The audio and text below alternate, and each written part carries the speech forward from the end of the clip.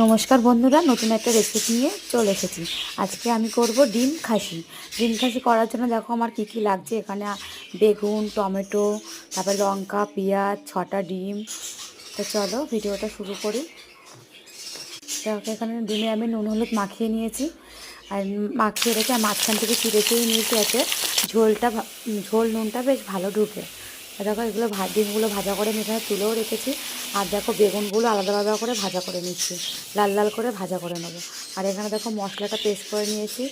আর দেখো লাল লাল করে বেগুনগুলো ভাজা করে আমি তুলে নিচ্ছি আলাদা আলাদা করে। এরপরে দেখো আমি কড়াইতে তেল দিয়ে মশলা চাপিয়ে দিয়েছি।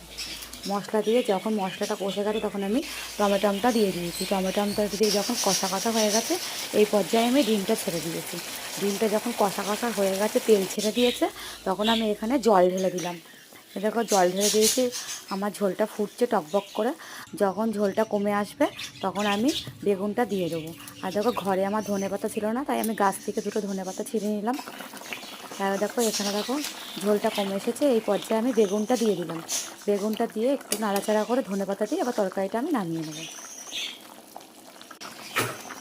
এবার দেখো ঝোলটা আমি নামিয়ে নেব।